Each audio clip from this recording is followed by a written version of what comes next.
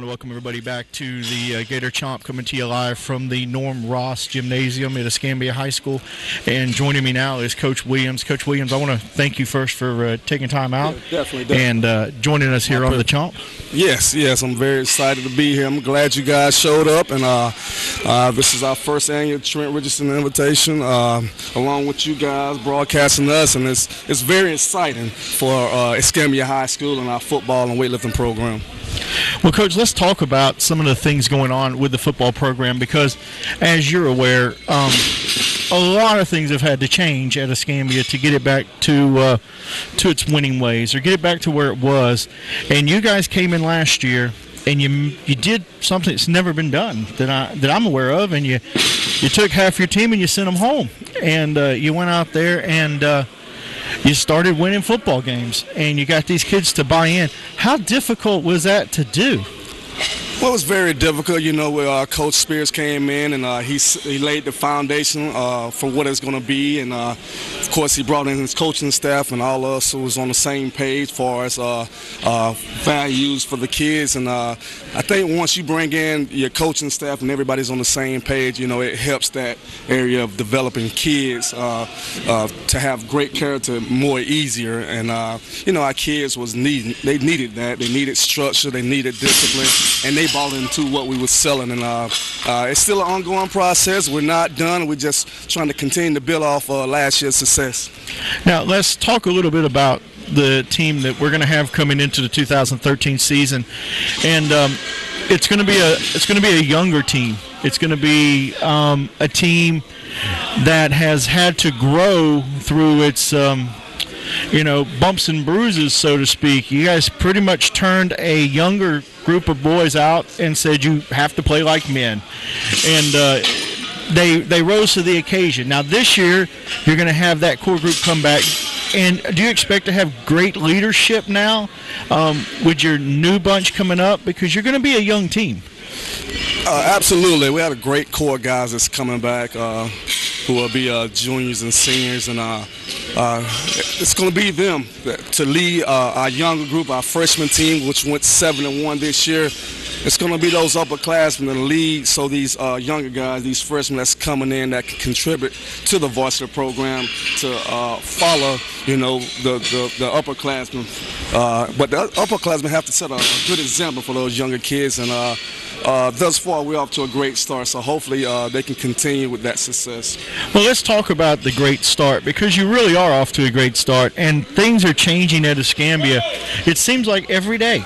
You know, you see something new. We got a new weight room going in. We got a new locker room going in. We've got new unis coming in. I mean, it just seems like everything is new. So you're going to look at a new look Gators this year, and when you look at them, are we going to see the Coach Spears era begin this year?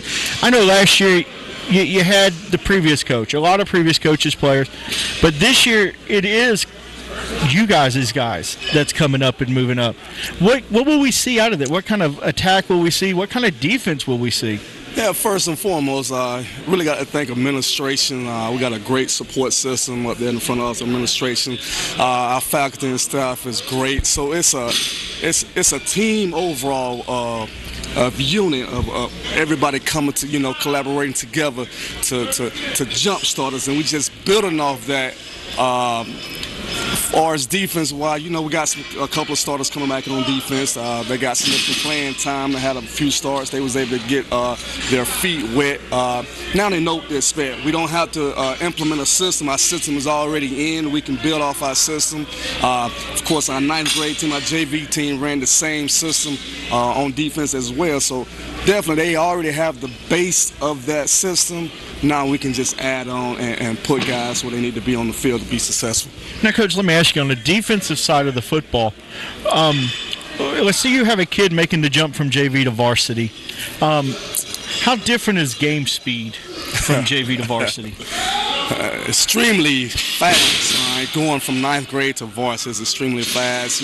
That's something that the kids will have to get acclimated during the course of practice, during the game. So, I mean, they're going to be lost. They're going to be, like a deer in their headlights. But once they get acclimated to the speed of the game, then the game will slow down for them, and they won't have to think, and they can just play off their instincts. Now, on the offensive side of the ball, are we going to see Coach Spears open up the offense any, or are we going to be a balanced attack kind of team? What is Escambia looking at going into 2013 as far as our offensive philosophy?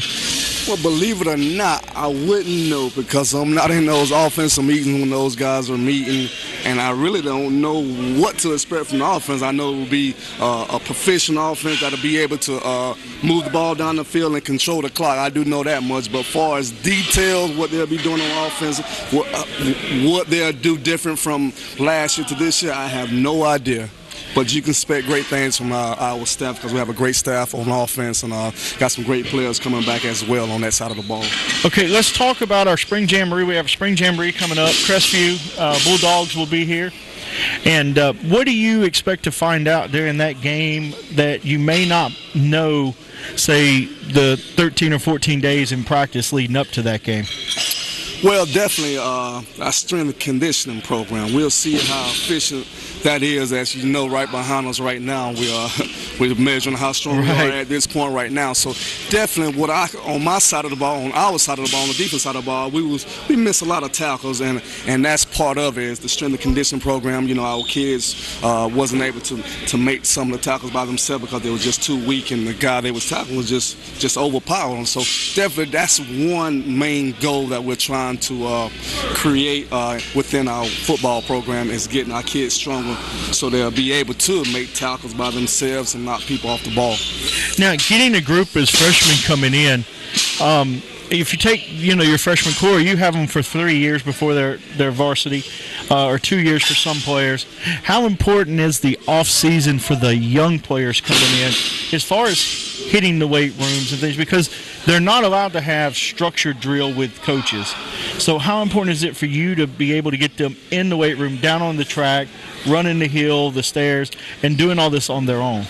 But definitely those ninth graders that we have now, of course, they went to school with those eighth graders that's coming up this summer. So they'll be able to see them lead by example and see how hard those kids been working, see the gains they've made in strength, see the gains they've made in speed and quickness, and they'll be able to measure themselves because they know they went to school with those guys just a year ago. So then, hopefully mentally and psychologically, they can see, well, wow, those kids made a quantum leap since they left the eighth grade, and hopefully they'll just follow in and just jump on the bandwagon because we definitely headed in the right direction. With the conference being like it is this year coming up and the schedule weighing really in Escambia's favor because a lot of the teams you're playing have wound up about where you guys did last year. How does that favor or does it weigh in? Do you look at the schedule and strength of schedule going into a game when you start putting stuff together? Definitely not, because anytime on Friday night, you can lose. If you 1-9 or you 9-1, you can lose or you can win. So I definitely don't look at strength of schedule. Only thing we can control is what we do over here at Escambia High School. Preparing our kids, make sure we're doing the conditioning part, the strength of conditioning part. That's the only thing we control. I mean, the strength of schedule really doesn't matter as long as you can control what you can within your program. Now, on the defensive side of the football, the depth that you guys are going to have this year, losing as many as you did last year, having to rebuild this year, are you concerned any about your depth on defense as far as guys having to play, the majority of the football game? Or are you going to have enough kids, you think, to be able to get them in and out and keep them fresh? Definitely not. Our kids know going into the spring that it's open competition, right? Regardless if you started last year or not, it's open competition. Obviously, we went 4-6 last year. That's 2 games better than the previous year, but we still not where we need to be yet. All right. If we did, we'll have returning starters coming back with their positions sold up. So it's open competition. The freshmen know it's open competition. The JV know it's open competition. So may the best man win at each position. Now, is there any rules and regulations that would prevent you from moving a freshman to varsity if you found one that was competing at that level? Not at all. If it's a freshman that's good enough to play on the varsity team and his maturity, and his body is mature and he's mentally mature, yes, I would definitely play that guy on the varsity level. I mean, you talking about having a kid that's in the 9th grade for 4 years on the varsity team.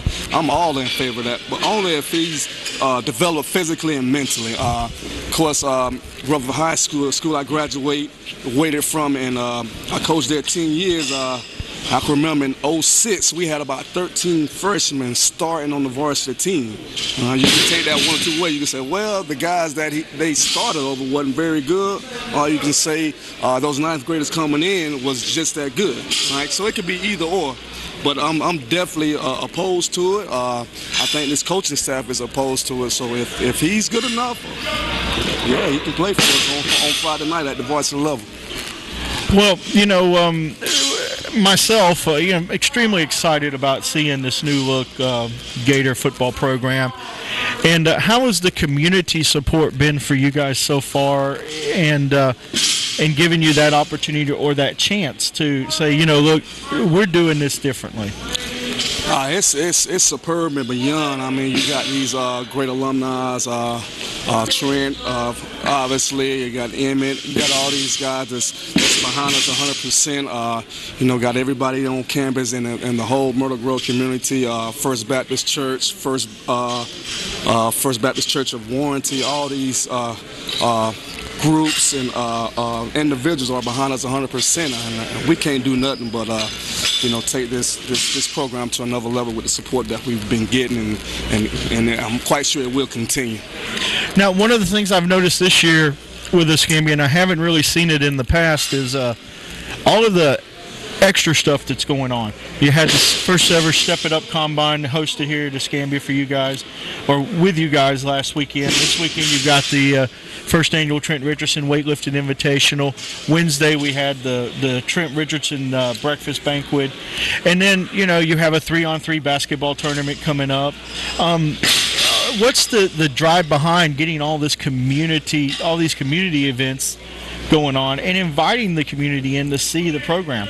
Well, definitely. We got a lot of coaches on our staff don't mind doing the extra, going that extra mile for the sake of the kids, for the sake of the community, and we love doing stuff like this. We've did it in the past at other schools. We're used to working with each other, and it's fun. So many times we have to go to the next available city, New Orleans, Birmingham, or Mobile, to events like this, and just to be able to have this in your backyard, and for us at Escambia to host these events, I think is wonderful. It's a lot of work that goes with it, but we're not doing anything else. We're keeping our kids off the streets, so they won't be getting in trouble. And I think as long as they're doing something productive and positive, we can save a lot of kids in our community. Now, Coach, let me ask you a question, because you mentioned that you're keeping a lot of the kids off the streets and doing positive activities. With everything that transpired last year and cleaning house, and a lot was said in the media about it. It was all over the news for a while, and with your new group coming in, do we have new foundations and new ground rules that the incoming freshmen are going to have to learn as far as what you expect from them, not just on the field or on the court, but when they're at home and when they're at the mall? Do you expect them to conduct themselves in a different manner that may have been in the past not there? Definitely. I think a lot of our kids, coming from single-family homes, they need a father figure, a male figure, someone to look up to provide structure in their life. And we don't have very many rules. These kids know right from wrong. It's up to us to enforce those rules and make sure these kids are doing what's right. And they, these teenagers, they're gonna, every now and then they're gonna do something that they aren't supposed to do. They're gonna do something wrong. But it's up to the coaching staff, the faculty and staff to enforce the rules, the regulations, so these kids won't fall into the trap of not being able to be successful on the field and off the field. Now, Coach, let me ask you one thing. FCA is back at Escambia, And how important is fellowship with Christian athletes to a program? That's definitely important, and that's one thing we don't force on our kids is FCA. It's voluntary. We don't make it mandatory, and if they can, develop spiritually and they can let their spiritual side lead, everything will fall into their hands. I mean, so many times, we come from different backgrounds, and the kids that we are affiliated with might not go to church or might not have a church to go to. But FCA is that support organization where hopefully we can get the spiritual side of the kids to come to. That maybe they could join a church or maybe they can open up to an FCA if it's something in their life they're going through. But having FCA back at Escambia High School is huge. It is really an important part of football and everything. In any program, if you have that spiritual, side of you, there's always that you can lean on, and it's a shame that we have so many kids that aren't there, but it's really nice to see Escambia making that available. Definitely. Now let me ask you one of the things we've heard a lot about the freshmen coming in, and Coach Spears has a kind of a unique policy, and he doesn't like you guys out there cussing and yelling and screaming, and as for football players, it kind of goes right along with water at halftime. Right. How has that been for you guys to go in and have to motivate kids who sometimes motivation is what they know is just when you start yelling at them? I think a lot of times the kids do what they're allowed to do. A lot of times in their homes, that's all they hear. It's profanity, and by us using profanity on the field, it's not setting them up for life beyond high school. So that's why Coach Spears implemented that within the coaching staff. We won't use profanity. We won't allow our kids to use profanity. Because at the end of the day, we're around these kids just about as much as their parents are. And the ultimate goal is to build these kids so they can be successful citizens in our community and in our world. And by us not using profanity, and they can see that we can coach and still get the most out of them without using profanity is very huge. Well, Coach, I got just one more question for you before I'm going to let you go, because I know you guys are busy back there.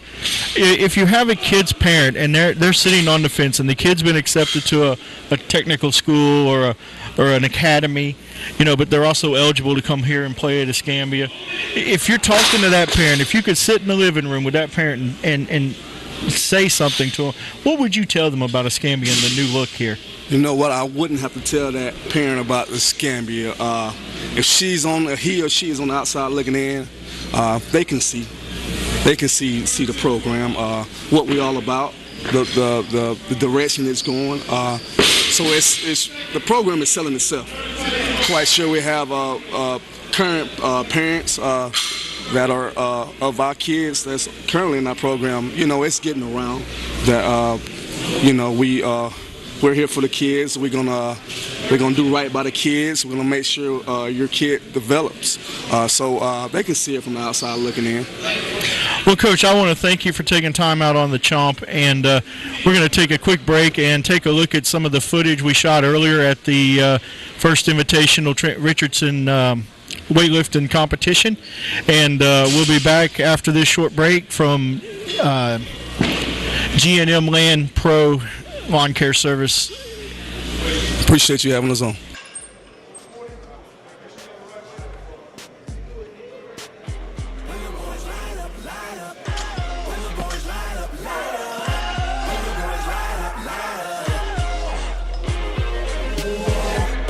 Like a daytime drama, up and down like a yo-yo mama. Say there's gonna be days like this, cause light and dark don't coexist.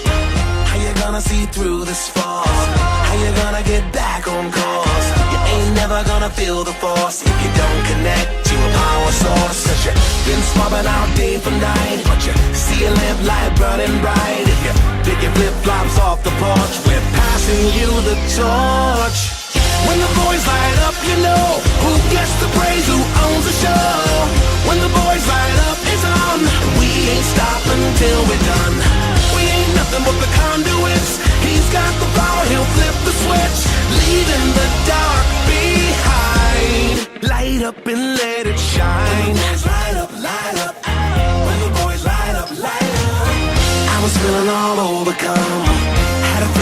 dim and then some. Got a call from a band of brothers. Turn the mic on, flash the icons. All the dollars I heard them say, now the band's gonna fade away. But the boys are back for a second act. No excuses, we're lighting fuses. You're in the dawn of your finest hour, so get wired to the highest power. Pick a town, pick any site. Get ready to ignite. When the boys light up, you know who gets the praise, who owns the show. When the boys light up, it's on, and we ain't stopping till we're done. We ain't nothing but the conduits. He's got the power, he'll flip the switch, leaving the dark behind. Light up and let it shine. When we walk in his footsteps, it's a brighter day. When we follow his word, he lights the way. When we lift up his banner and raise it high, we light up the sky. When the boys light up, light up. Yours are the shoulders that others depend on. To be there. To never let them down. And to get the job done. So when there's a lot riding on your shoulders, there's a lot riding on ours. Welcome to Fairfield Inn and Suites.